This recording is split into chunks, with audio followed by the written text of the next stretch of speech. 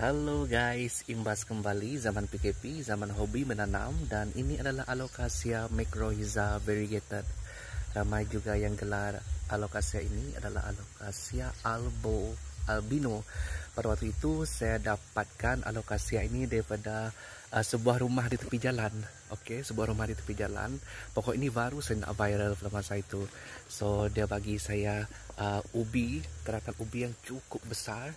Dan kemudian saya potong, saya semaikan, saya dapat banyak anak. So pada waktu itu harga memang sudah cecah ratusan ringgit untuk satu anak.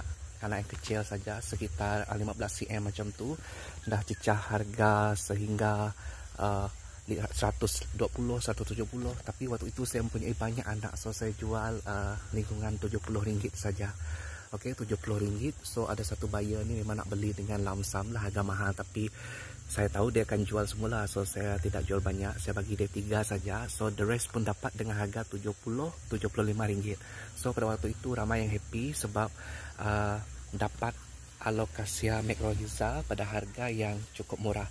Dan Alocasia macrorhiza ini saya tanam dalam pasu besar, cantik, besar macam ni juga, variegated ataupun variegation, daunnya pun cantik. Dan saya post, ada seorang ni yang sanggup beli dengan harga RM1,000. So orang ini dia kenal diri dia siapa. So RM1,000 saya hantar pergi ke rumah dia, ikut dia, lepas tu tanam. So tanaman pokok macrorhiza ini hari-hari saya follow up sebab harga RM1,000 guys, harga RM1,000 mahal tu.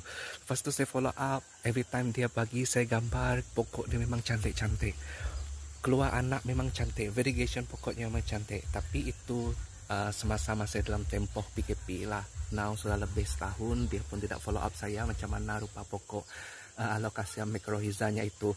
Saya harap kalau dia nampak video ini, dia akan WhatsApp saya, send gambar Alocasia macrorhizanya itu.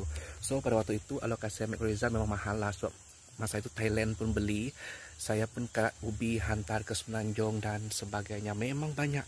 So saya dapat daripada pokok Alocasia inilah untuk saya generate, rolling dan beli pokok-pokok yang saya suka, yang kiranya mampu saya belilah. Okey, bagaimana pula dengan anda? Masihkah anda mencari Alocasia macrorhiza variegated? Ni daunnya sangat cantik. Ni anak-anaknya sangat banyak melekat pada ubi induknya, tapi saya tak nak cabut lah. Saya biarkan saja. Mungkin saya akan timbuskan dan bajakan supaya ia tumbuh besar seperti induknya ini juga. Banyak anak-anaknya guys di sana.